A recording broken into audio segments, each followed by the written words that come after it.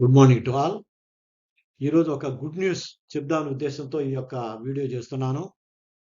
మనం ప్రస్తుతం bank problem ఉన్నటువంటి పాలసీలను ఎడిట్ చేస్తూ ఉన్నాం. ఆ ఎడిట్ చేసినటువంటి డబ్బులు ఎప్పుడు తిరిగి వస్తాయి అని గతంలో మీరందరూ నన్ను అడగడం జరిగింది. నేను మీకు చెప్పిన సమాధానం ఏంటంటే, లోధా కమిటీ వారు 3 నెలలు టైం ఇచ్చారు. ఆగస్టు 6వ తారీఖు దాకా టైం ఉంది.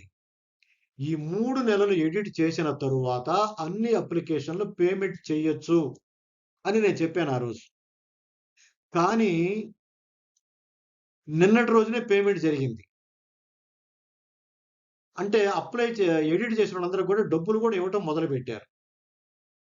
మరి ఏ విధంగా జరిగిందనేది ఆ రోజు లోధా కమిటీ వారు నోటిఫికేషన్ ఇచ్చిన తదుపరి నేను ఎలా ఎడిట్ చేయాలి అని మా బాబుకు సంబంధించినటువంటి పాలసీని ఎడిట్ చేస్తూ స్టెప్ బై స్టెప్ ఈ విధంగా ఓపెన్ చేయండి, ఈ విధంగా చెక్ చేయండి అని చెప్పి గతంలో నేను వీడియో పెట్టాను. ఆ తరువాత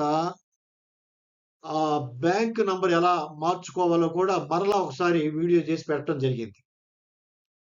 కానీ మా బాబు ఏ విధంగా ఎడిట్ చేశాడు, ఎప్పుడు చేశాడు, ఎందుకు రాలేదు, ఆ డబ్బులు ఎలా పడ్డాయి, తన మాటల ద్వారా తెలుసుకుంటూ మీ అందరికీ తెలియజెప్దామనే ఉద్దేశంతో నేను ఈ వీడియో చేశాను. కారణం ఏంటంటే చాలా మంది కూడా రకరకాల సమస్యలతో ప్రశ్నలు అడుగుతూ ఉన్నారు. నేను ఓపికగా ప్రతి విషయాన్ని పూసగుచ్చినట్లుగా వీడియో చేసి వీడియో అప్లోడ్ చేస్తున్నాను. నేను మీ అందరిని రిక్వెస్ట్ చేసేది ఒకటేనండి. ఆ వీడియో గట్టిగా ఒక 15 నిమిషాలు ఉంటుంది లేదా 16 నిమిషాలు ఉంటుంది. దయచేసి మీరందరూ గూడా వీడియోని కంప్లీట్‌గా చివరి వరకు చూడండి. చూస్తే మీకు క్లియర్‌గా అర్థమవుతుంది. చాలామంది ఇంత వీడియో నేనెక్కడ చూద్దామని చెప్పి అనుకోని టక టక నాకు ఫోన్ కొడుతున్నారు. ఫోన్ కొట్టి కొత్త కొత్త ప్రశ్నలు అడుగుతున్నారు. అంటే దయచేసి మీరు వీడియో చూడండి. చూస్తే పూర్తి విషయాలొస్తాయి అని చెబుతున్నా. అయినప్పటికి కూడా మళ్ళీ వాళ్ళతో సమాధానం చెబుతున్నాను. అంటే ఒక్కొక్క కస్టమర్ నాతో మినిమమ్ 10 నిమిషాలు మాట్లాడుతున్నాడు. ఆ విధంగా రోజుకి 50 మంది కస్టమర్‌లు కాల్ చేస్తే ఎంతసేపు మాట్లాడాలి? అందుకని మీ అందరిని రిక్వెస్ట్ చేసేది ఒక్కటేనండి. నేను ఈ వీడియోల కోసం చేయడానికి రోజుకి సుమారు 2 గంటల సమయం వెచ్చిస్తున్నా. మీరొక 15 నిమిషాల పాటు దాన్ని పూర్తిగా చదవండి, వినండి, అర్థం చేసుకోండి. ఆ విధంగా మార్చుకోండి. అయితే మా బాబు ఏ విధంగా అప్లై చేశాడు? ఎన్ని రోజులు డబ్బులు పడ్డాయి? అనేది తన నోటి ద్వారా తెలుసుకుందాం. తెలుసుకునే ముందు తను జరిగినటువంటి ప్రాసెస్ ఏంటి? ఆ రోజు ఆన్‌లైన్‌లో అప్లికేషన్ పెట్టినప్పుడు ఏం జరిగింది అనేటటువంటి విషయాన్ని నేను మీ అందరికి కూడా ఇక్కడ నేను తెలియజేస్తాను చూడండి. ఇప్పుడు ఆ రోజు ఎడిట్ చేశాడండి. మే నెలలో ఎడిట్ చేశాడు. ఎడిట్ చేసిన తరువాత ఏమనొచ్చింది తనకి? You have successfully submitted your application అని వచ్చింది. అబ్జర్వ్ చేయండి. మీరు మీ యొక్క అప్లికేషన్‌ని సబ్మిట్ చేశారు సక్సెస్‌ఫుల్ అని వచ్చింది. ఆ తరువాత ఇక 3 నెలలకు కదా డబ్బులొచ్చేదని చెప్పి అనుకోవటం జరిగింది. అయితే ఎడిట్ చేయడానికి రీజన్ ఏంటంటే, ఆ రోజు నోటిఫికేషన్ వచ్చిన తర్వాత మీరు అప్లై చేసుకోండి అని చెప్పి చెప్పిన తర్వాత అప్లై చేశాడు. చేసిన ఒక వారం రోజులకో తనకొక మెసేజ్ వచ్చింది ఫోన్‌కి. ఏమని? Your SEBI పిఎస్ఎల్ claim application for certificate number so and so was deficient in respect of bank account details. Bank account details problem ఉన్నందువలన మీది మేము చేయలేదు కాబట్టి మీరు దాన్ని రెక్టిఫై చేసుకోండి అని తన సెల్ ఫోన్‌కి మెసేజ్ వచ్చిందండి. అయితే బాబు అప్పటికి అప్లై చేశాడు. కానీ కస్టమర్‌లకి కమిటీ వాళ్ళు ఈ విధంగా సెల్ ఫోన్ ద్వారా మెసేజ్‌లు పంపిస్తున్నారు. ఒకవేళ మీ దగ్గర ఆ ఫోన్ నంబర్ లేకపోతే, ఫోన్ నంబర్ ఎలా మార్చుకోవచ్చో కూడా నిన్న నేను వీడియో పెట్టాను. కాబట్టి ప్రతి ఒక్కళ్ళు గూడా ఫోన్ నంబర్‌లు మార్చుకొని కూర్చోండి. ఆ తరువాత నిన్నటి రోజున మళ్ళీ మా బాబుకి అదే ఫోన్‌కి ఒక మెసేజ్ వచ్చింది. ఏమనొచ్చిందంటే అప్‌డేట్ పంపించాడు.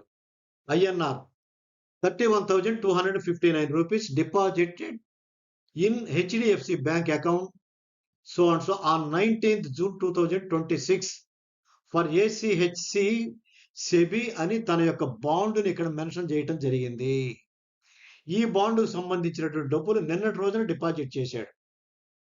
కాబట్టి ఎవరైతే ఎడిట్ చేసుకున్నారో, చేసిన వాళ్ళందరికి కూడా డబ్బులు దీంట్లో క్రెడిట్ అవుతా ఉన్నాయి.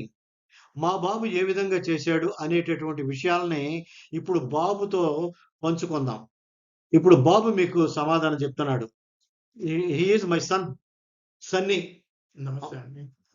ఓకే. సన్నీ, ఈ యొక్క పిఎస్ఎల్ కంపెనీలో నువ్వు ఎప్పుడు డిపాజిట్ చేశావు? సో, ఫస్ట్ పాలిసీ వచ్చేసరికి మార్చ్ 25వ తారీఖున 2011 తారీఖున ఫస్ట్ పాలిసీ. ఓకే. మొట్టమొదటిగా పాలసీ 2011 సంవత్సరం మార్చి 25వ తారీఖున డిపాజిట్ చేశావు. ఆ విధంగా ఎన్ని ఇన్‌స్టాల్‌మెంట్‌లు కట్టావు ఆ తరువాత? తర్వాత మొత్తం 4 ఇన్‌స్టాల్‌మెంట్ మొత్తం కట్టాను. 4 ఇన్‌స్టాల్‌మెంట్స్ కట్టావు. 4 ఇన్‌స్టాల్‌మెంట్స్ అంటే మొట్టమొదటిది ఇది బాండ్. అవును. ఈ బాండ్‌లో క్రింద రసీదు, ఫస్ట్ రసీదు ఇది. ఫస్ట్ అవును. ఈ రసీదు కాకుండా నువ్వు 3 ఇన్‌స్టాల్‌మెంట్‌లు కట్టావు. ఇది కాకుండా 3 2014 వరకు కట్టావు. అవును. అంటే టోటల్‌గా 4 ఇన్‌స్టాల్‌మెంట్‌లు. 4 ఇన్‌స్టాల్‌మెంట్‌లు కలిపి ఎంత కట్టావు? మొత్తం 41,680 రూపాయలు. అంటే 4 ఇన్‌స్టాల్‌మెంట్‌లు కలిపి రూ. 41,680 కంపెనీ వారికి చెల్లించావు. కానీ నిన్నటి దినాన మరి ఎంత అమౌంట్ నీకు క్రెడిట్ అయింది?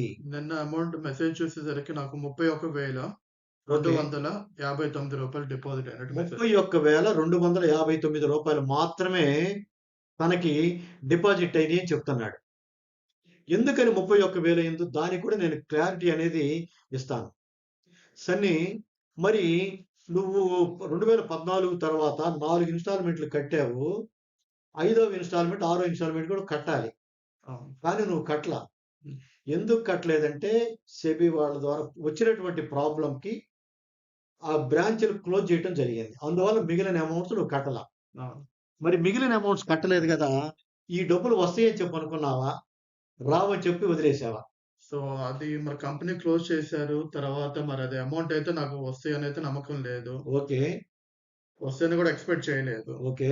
కాపోతే తర్వాత వీడియోస్ చూస్తా ఉన్నప్పుడు మనకి ఇట్లా అమౌంట్ వస్తున్నాయి అని అన్నారే గానీ మరి అది కూడా ఎంతవరకు నిజం అనేది వాస్తవం కూడా అది నమ్మకం కుదరలేదు. కుదరలేదు. తర్వాత మేయో నెలలో మరి ఇట్లా నోటిఫికేషన్ రావడం జరిగింది. ఇట్లాగా మీ బ్యాంక్ అకౌంట్ డీటెయిల్స్ అది తప్పున్నాయి. మరి ఈమె అది బ్యాంక్ అకౌంట్ డీటెయిల్స్ గనక మార్చుకుంటే మీకు అమౌంట్ వచ్చిద్ది అని చెప్పి అప్లికేషన్ మెసేజ్ రావడం జరిగింది. ఓకే. సన్నీ, ఇక్కడ ఒక విషయం, బ్యాంక్ అకౌంట్ మార్చుకోమన్నాడు. ఆ! కానీ 2016లో ఆన్‌లైన్‌లో అప్లికేషన్ పెట్టావు. 2016లో ఆహా! ఆన్‌లైన్‌లో అప్లికేషన్ పెట్టావు. ఎందుకని? వాళ్ళు కాల్ ఫర్ చేశారు. మీ బాండ్‌లు మొత్తం గూడా ఆన్‌లైన్‌లో అప్లికేషన్ పెట్టుకోండి అని చెప్పి కాల్ ఫర్ చేసిన తర్వాత 2016లో అప్లికేషన్ పెట్టావు. ఆ! అప్లికేషన్ పెట్టినప్పుడు ఈ బాండ్‌తో పాటు మిగిలిన 3 రసీదులు గూడా అప్‌లోడ్ చేశావు. చేసిన తర్వాత డబ్బులు రాలేదు. చేసినా రాలేదు. డబ్బులు రాలేదు. అప్పుడు ఏ బ్యాంక్‌కి ఇచ్చావు వాళ్ళకి? నాకప్పుడు యాక్సిస్ బ్యాంక్ ఉండేది. యాక్సిస్ బ్యాంక్ అకౌంట్ ఉండేది. ఆ యాక్సిస్ బ్యాంక్ అకౌంట్‌ని వాళ్ళకి సబ్మిట్ చేశావు. అవును. ఆ తరువాత రీసెంట్‌గా ఒక నోటిఫికేషన్ ఇచ్చారు. బ్యాంక్ డెఫిషియన్సీ ఉన్నయన్నీ గూడా ఆపేసాము. మీరు ఎడిట్ జేసుకోండి. మీ బ్యాంక్‌ని అప్‌లోడ్ చేసుకోండి అని చెప్పి అడిగారు మిమ్మల్ని. అవును. అడిగిన తరువాత మరి అప్లై చేసావు. అప్లై చేసిన తర్వాత ఏం అప్లై చేసావు? ఏం మార్చుకున్నావు ఆ రోజు? నాకు ఇంతకుముందు యాక్సిస్ బ్యాంక్ అకౌంట్ ఉండేది. ఓకే. అది క్లోజ్ చేయడం జరిగింది. అది నువ్వు క్లోజ్ చేసావు మధ్యలో. మధ్యలో చేసేసారు. ఓకే. ఓకే. దానివల్ల నాకు అది అమౌంట్ పడకపోవటం జరిగింది. ఓకే. తర్వాత నాకు హెచ్‌డిఎఫ్‌సి అకౌంట్ అనేది సాలరీ అకౌంట్ ఉంది. ఓకే. సో, ఆ అకౌంట్ ఉండటం వల్ల ఏందంటే నోటిఫికేషన్ రాగానే నేను యాక్సిస్ బ్యాంక్ అకౌంట్ చేంజ్ చేసి హెచ్‌డిఎఫ్‌సిగా మార్చుకున్నాను. ఓకే. అప్లికేషన్‌లో పెట్టాను. ఓకే సన్నీ. కాబట్టి గతంలో యాక్సిస్ బ్యాంక్ చేసావు. ఆ! తర్వాత నువ్వు ఐడియా లేకుండా దాన్ని క్లోజ్ చేసుకున్నావు. అవును. ఈవిడ డిపాజిట్ చేసే సమయానికి నీ అకౌంట్ కరెక్ట్‌గా లేదు, డెఫిషియన్సీ ఉంది అని డబ్బులు వాళ్ళకి రిటర్న్ అయిన తర్వాత వాళ్ళు నీకు మెసేజ్ పెట్టారు. అవును. తర్వాత నోటిఫికేషన్ చూసి అప్లికేషన్ పెట్టావు. అప్లికేషన్‌లు ఏ బ్యాంక్‌కి పెట్టావు ఇప్పుడు? హెచ్‌డిఎఫ్‌సి. ప్రెజెంట్‌గా నీకున్నటువంటి హెచ్‌డిఎఫ్‌సి బ్యాంక్‌కి అప్‌లోడ్ చేసావు. అవును. చేసిన తరువాత డబ్బులు ఎప్పటికొస్తాయని చెప్పి అనుకున్నావు? మామూలుగా అయితే ఆగస్ట్ వరకు టైం ఉందన్నట్టు చెప్పారు. మరి ఇంకా ఓకే. టైం పట్టొచ్చు అనుకున్నాను. అనుకున్నావు. కానీ సర్ప్రైజ్‌గా నిన్ననే మెసేజ్ నిన్నటి వచ్చింది. దినాన మెసేజ్ వచ్చింది. ఏమని వచ్చింది నీకు మెసేజి? ఇట్లా పలానింత అమౌంట్ క్రెడిట్ అయింది మీ డెబిట్ అకౌంట్‌లోకి క్రెడిట్ అయిందని చెప్పి నీకొచ్చింది. రావటం జరిగింది. సో, నువ్వు ఆన్‌లైన్ అప్లికేషన్ పెట్టిన తర్వాత ఎడిట్ చేసుకున్నావు. ఎడిట్ చేసిన సుమారుగా ఒక నెల 15 రోజుల్లోపు నీకు అమౌంట్ అమౌంట్ తిరిగి అమౌంట్ వచ్చేసినాయి. జరిగింది. కాబట్టి ఇవాళ మీరు పిఎస్ఎల్‌లో కట్టిన డబ్బులు, రావు అనుకున్నటువంటి డబ్బులు నీకు జమైనాయి. అవును. బ్యాంకులో జమైనాయి. కానీ ఇక్కడ ఒక సమస్య ఉంది నీకు. ఏంటి ఆ సమస్య అంటే, నీవు టోటల్‌గా కట్టినటువంటి అమౌంట్ రూ. 41,680 అని చెప్తున్నావు. అవును. కానీ నీకొచ్చినటువంటి అమౌంట్ రూ. 31,259 మాత్రమే వచ్చినియి. అవును. ఏంటి దానికున్న ప్రాబ్లమ్ అనేది ఇప్పుడు నేను మీ అందరికి కూడా తెలియజెప్తాను. ఏంటి ఆ ప్రాబ్లమ్ అంటే, నేను గతంలో చెప్పాను. మీరు ఎన్నైతే రసీదులు అప్‌లోడ్ చేశారో, అంతవరకే మీకు అమౌంట్ క్రెడిట్ అవుతుంది అని చెప్పాను. అవును. చెప్పాను నేను. కానీ సన్నీ వచ్చేసి ఇక్కడ మొత్తం 4 రసీదులు పెట్టాడండి ఇక్కడ. 4 రసీదులు పెట్టిన తర్వాత ఒక సంవత్సరానికి రూ. 10,420. 2011లో కట్టాడు, 12లో కట్టాడు, 13లో కట్టాడు, 14లో కట్టాడు. అంటే రూ. 41,680 పడ్డాయి. కానీ సన్నీకి వచ్చింది రూ. 31,259 మాత్రమే జమైనయి. అవును. దానికేంటి క్లారిటీ అని చెప్పి నేను ఎతకడం జరిగింది. సన్నీ కూడా ఈ బాండ్ తీసుకొనొచ్చి మొత్తం వెరిఫై చేసామండి మార్నింగ్. ఆ రోజు ఆన్‌లైన్‌లో అప్లై చేసిన తర్వాత ఇక్కడ రాసుకున్నాడు మొత్తం గూడా. పాస్వర్డ్ ఏంటి? ఏ డేట్‌లు ఎంతెంత కట్టాడో రాసుకున్నాడిక్కడ. ఏ డేట్‌లు ఎంతెంత కట్టాడో రాసుకున్నాడు. ఈ 4 కూడా అప్‌లోడ్ చేశాడు. 4 అప్‌లోడ్ చేశావు. 4 అప్‌లోడ్ చేస్తే నీకెంత రావాలి? రూ. 41,680 రావాలి. అవును. కానీ నీకొచ్చింది రూ. 31,259 మాత్రమే నీకొచ్చినియి. అవును. దీనికి నేను గూడా నాకు గూడా ఇప్పటిదాకా ఐడియా లేదండి. నేను ఆలోచన చేసిన తర్వాత ఆ బాబు యొక్క అప్లికేషన్‌లో గతంలో మీకు వీడియో చేసేటప్పుడు, ఎడిట్ చేసేటప్పుడు చూసాము. ఒకటి రిజిస్ట్రేషన్ సర్టిఫికేటు, తర్వాత రసీదులు 3 ఉన్నాయి. అవును. తను కట్టిన రసీదులు కూడా 3 రసీదులు కట్టాడు. ఈ 3 రసీదులకు సంబంధించి ఇప్పుడు డబ్బులు ఇవ్వటం జరిగింది. చూడండి ఇదిగో. ఇదేమో సర్టిఫికేటు, ఇది ఒకటో నంబర్ రిసిప్టు, ఇది రెండవ నంబర్ రిసిప్టు, ఇది మూడవ నంబర్ రిసిప్ట్. అంటే మొత్తం ఎన్ని కట్టారు? 4 కట్టారు. 4 మరి వాళ్ళు 3 రసీదులకు సంబంధించి మాత్రమే డబ్బులు పంపించారు. అవును. ఏంటి రీజన్ అని చెప్పి ఆలోచిస్తే నాకు గూడా ఈరోజు అర్థమైంది ఏంటంటే, పిఎస్ఎల్ సర్టిఫికేట్ దీన్ని మనం సర్టిఫికేట్ కింద అప్‌లోడ్ చేశాము. దీన్ని పిఎస్ఎల్ సర్టిఫికేట్ కింద అప్‌లోడ్ చేశాం మనం దీన్ని. ఈ యొక్క పిఎస్ఎల్ సర్టిఫికేట్ గనక అబ్జర్వ్ చేసినట్లయితే, ఈ పిఎస్ఎల్ సర్టిఫికేట్‌ని అబ్జర్వ్ చేస్తే ఇంతవరకే సర్టిఫికేట్ అండి ఇది. ఇంతవరకే రిజిస్ట్రేషన్ లెటర్. ఇది ఫస్ట్ రిసిప్ట్. హాఫ్ ముక్క. ఇది మనం ఏం చేసామంటే వాళ్ళు ఇట్లానే ఇచ్చారు. ఇట్లా ఫోల్డ్ చేసి కవర్‌లో పెట్టి ఇచ్చేవాళ్ళు. అంటే సర్టిఫికేట్ ప్లస్ ఫస్ట్ రిసిప్ట్. అవును. దీన్ని మనం ఏం చేసాం ఇది మొత్తం సర్టిఫికేట్ అన్నట్టుగా అప్లై చేసాం. అవును. అంటే వాళ్ళ దృష్టిలో ఇది సర్టిఫికేట్ అని చెప్పి అనుకోవటం జరిగింది. ఓకే. ఆ తరువాత ఎన్ని రసీదులు అప్లై చేశారో చూస్తే మొత్తం 3 రసీదులున్నాయి. సో, వాడు సర్టిఫికేట్ మాత్రం పక్కన పెట్టేసి, ఈ 3 రసీదులకేసినటువంటి డబ్బులు మాత్రమే జమైనయి నీకు. ఓకే. ఆహా! అంటే ఈ 3 కలిపితే ఎంత రావాలి? రూ. 31,260 రావాలి. అవును. కానీ నీకు రూ. 259 మాత్రమే వేశారు. రీజన్ ఏంటంటే, ఒక్క రూపాయి ముందుగా వాడు టెస్టింగ్ కోసం ఫస్ట్ ఒక రూపాయి పంపిస్తారు. ఓహ్! ఆ తరువాత ఆ రూపాయి తగ్గించి మిగిలిన డబ్బులు ఇవ్వటం జరిగింది. ఓహ్! హుహు. అయితే మరి ఇక్కడ నీకేమైనా డౌట్ వస్తుందా? మిగిలిన ఆ మిగిలిన 10,000 పరిస్థితి 10,000 ఏంటి? పరిస్థితి నేను కట్టాను ఏంటి? గదా! అది ఎట్లా వస్తుంది? అని ఎలా వస్తుందంటే నీకు ఒక డౌట్ ఉంది. అవును. అయితే నేను గూడా ఈ రోజే దీని గురించి తెలుసుకున్నాను కాబట్టి, నువ్వు ఒక పని చేయి సన్ని. నోడల్ ఆఫీసర్ గారు ఒక మెయిల్ పెట్టు. ఓకే. ఏమని పెడతావు? నేను ఈ విధంగా 2011లో నేను డిపాజిట్ కట్టాను.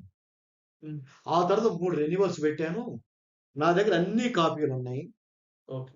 అన్నీ కూడా అప్లై చేశాను. సర్టిఫికేట్ కింద అప్లై చేశాను. 3 రసీదులు అప్లై చేశాను. కానీ ఈ సర్టిఫికేట్‌తో పాటు ఒక రిసిప్ట్ ఉందండి. హ్మ్. దీన్ని మీరు కాలిక్యులేషన్ చేసి ఉండకపోవచ్చు. ఓహ్! నాకు 3 రసీదులకు సంబంధించిన డబ్బులు మాత్రం ఇచ్చారు.